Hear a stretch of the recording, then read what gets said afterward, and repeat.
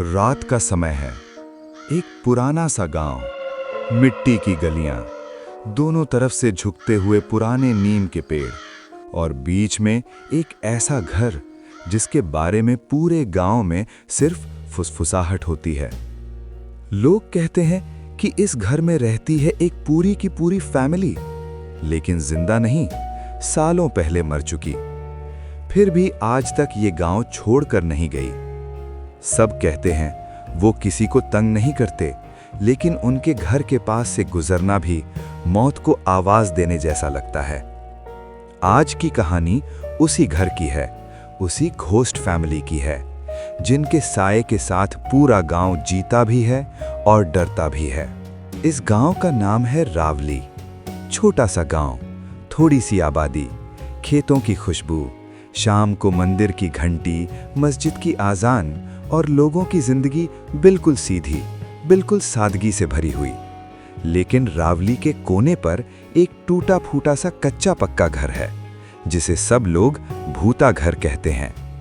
दिन के वक्त भी कोई उसके पास से अकेले नहीं गुजरता, रात को तो दूर से ही गली बदल लेते हैं। गांव वाले कहते हैं कि इस घर में रहते थे रफीक चाचा, उनकी बीवी सलमा चाची, बड़ा बेटा इमरान, छोटी बेटी आयशा और सबसे छोटा मासूम सा रेहान। कहते हैं एक रात आग लगी। कैसे लगी किसी को नहीं पता, लेकिन सुबह तक पूरी फैमिली जलकर मर गई। तब से लेकर आज तक लोग कहते हैं कि रात को इस घर से हंसी की हल्की हल्की आवाज आती है, बर्तन हिलने की, बच्चों के दौड़ने की और कभी-कभी रोती हुई माँ की सिसकियों की। इस कहानी का दूसरा किरदार है अरमान, शहर से आया हुआ एक यंग लड़का, 24-25 साल का।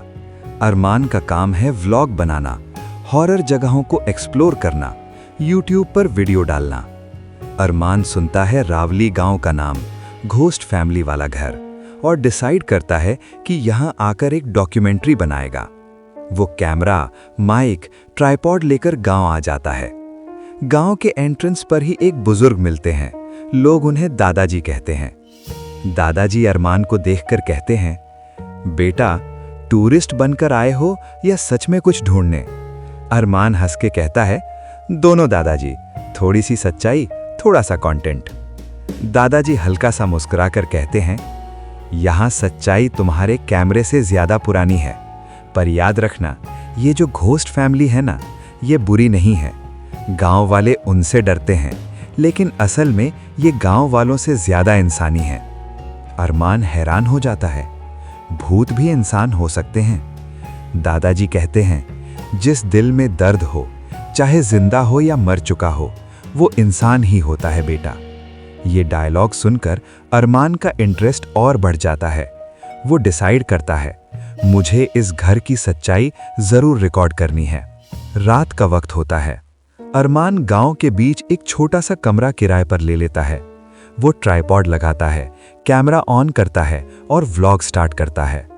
नमस्ते दोस्तों, मैं हूं अरमान और आज मैं हूं एक ऐसे गांव में जहां लोग कहते हैं कि पूरी की पूरी फैमिली घोस्ट बनकर रहती है। लेकिन अजीब बात यह है कि उन घोस्ट्स ने कभी किसी को नुकसान नहीं पहुंचाया, फिर भी लोग उनसे डरते हैं। आज मैं कोशिश करूंगा कि उनकी कहानी आप तक सच्चाई के साथ पहुंचा सकूं। अरमान रात को 11 बजे सिर्फ एक टॉर्च और कैमरे के साथ भूता घर की तरफ चलता है। गलियां सुनसान, कुत्तों के दूर से भौंकने की आवाज, हवा में मिट्टी का हल्का सा तूफान और दूर से मंदिर की धीमी सी घंटी। जैसे ही अरमान उस घर के गेट के पास पहुंचता है, वो रुक जाता है। गेट टंगी हुई जंजीर से बंद है, लेकिन हवा नहीं चल रही। फिर भी वो जंजीर हल्की हल्की हिल रही होती है, जैसे किसी ने अभी हाथ छोड़ा हो। अरमान के होंठ सूख जाते हैं। वो कैमरा अपने चेहरे पर लगाता है, धीरे से कहता है, मुझे लगता है यहां सच में कोई या कुछ है। उसी वक्त अंदर से हल्की सी बर्तन गिरने की आवाज आती है, किसी बच्ची की हंसी, बहुत हल्की, दूर से। अरमान एक सेकंड के लिए सख्त हो जाता है, फिर कैमरे के लिए स्ट्रांग बनने की एक्टिंग करता है। यू नो गाइज, हो सकता है हवा हो सकता है मेरा इल्यूजन हो, मैं अभी अंदर नहीं जाऊंगा, पहले गांव वालों से और कहानियां सुनूंगा। वो वापस मुड़ जाता है, लेकिन जैसे ही पीछे मुड़ता है, उसके कैमरे के लेंस के कोने में एक छोटा सा बच्चे का साया दिखकर गायब हो जाता है। अरमान ने नोटिस नहीं किया, लेकिन व्यूअर जरूर देखेंगे। अगली सुबह अरमान 4-5 गांव वालों के साथ बैठकर उनसे कहानी सुनता है। एक आंटी बताती हैं, बेटा, रफीक भाई बिल्कुल आम इंसान थे, खुद कमाते थे, लोगों की मदद करते थे। उनके घर का दरवाज़ा कभी बंद नहीं रहता था। कोई भूखा मिल जाता तो सलमा भाभी खाना दे देती। उनके बच्चे इमरान, आयशा, रेहान पूरे गांव के लाडले थे। एक रात आग लगी। लोग कहते हैं शॉर्ट सर्किट हुआ, कुछ कहते हैं किसी ने जलाया, लेकिन जब हम लोग वहां पहुंचे, घर पहले ही आग का ढेर बन चुका था। रफीक भाई ने कोशिश की पहले बच्चों को बचाएं। किसी ने उन्हें अंदर से चिल्लाते सुना, बच्चों को बचाओ, घर जाने दो, जान नहीं। लेकिन कोई भी उन्हें बचा नहीं पाया। गांव वालों को डर था, आग में कूदकर कौन अपनी जान जोखिम में डालेगा। ऐसे ही वो पूरी फैमिली उसी घर में जलकर खामोश हो गई। उस रात के बाद से इस गांव की रोटी भी फीकी हो गई बेटा। अरमान चुप हो जाता है। वो कैमरा ऑफ करता है, दिल में सोचता है, हम लोग बस वीडियो के लिए स्टोरी ढूंढते हैं, लेकिन इनके लिए तो ये सच में जिंदगी और मौत की कहानी है।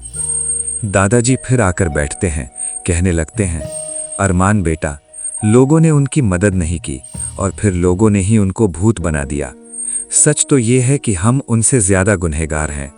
तुम अगर सच में यहाँ की कहानी दिखाना चाहते हो तो उनसे दोस्ती करने की कोशिश करना, उनसे माफी मांगना, हम सब की तरफ से।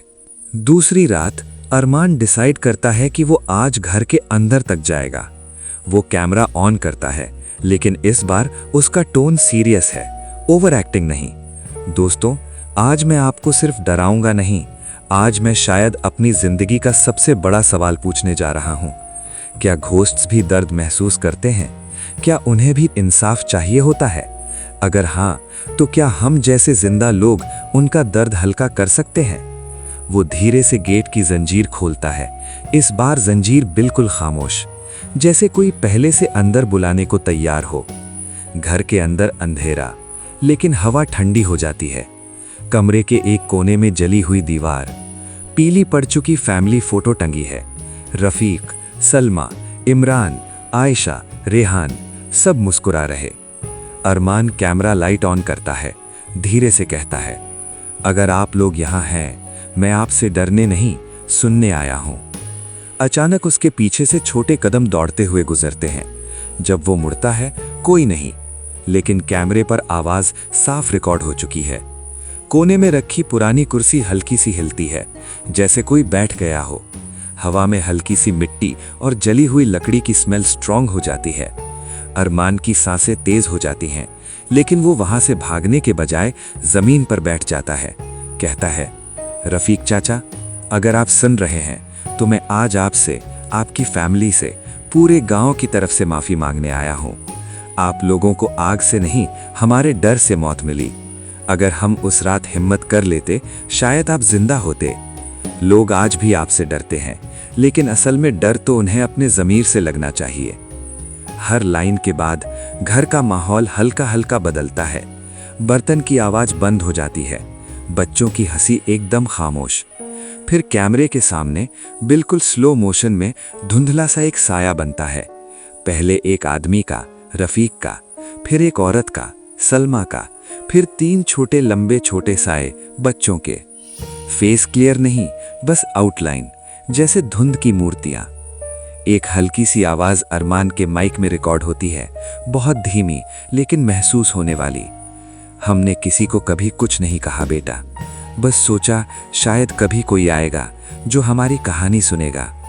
आज तू आ गया। अरमान की आंखों से आंसू निकल आते हैं। वो कहता है, मैं प्रॉमिस करता हूँ, आज के बाद लोग आपको सिर्फ भूत वाली फैमिली नहीं, रफीक की फैमिली कहेंगे। मैं आपकी कहानी दुनिया को सुनाऊंगा, आपको इंसान की तरह इज्जत दिलवाऊंगा। अचानक घर के अंदर एक हल्की सी रोशनी फैलती है, जैसे किसी ने अंदर लालटेन जला दी हो। दीवार पर लटकी फैमिली फोटो के ग्लास पर काली कालिख की लेयर हल्की सी हिलती है और अंदर से सबके चेहरे जरा सा ज्यादा क्लियर दिखने लगते हैं। अरमान को महसूस होता है हवा अभी भी ठंडी है, लेकिन डर वाली ठंड नहीं, सुकून वाली ठंड। अगली सुबह गांव के लोग एक जगह टीवी मोबाइल स्क्रीन के आगे बैठे हैं। अरमान ने उसी रात एडिट करके सुबह तक वीडियो गांव वालों को दिखानी शुरू कर दी।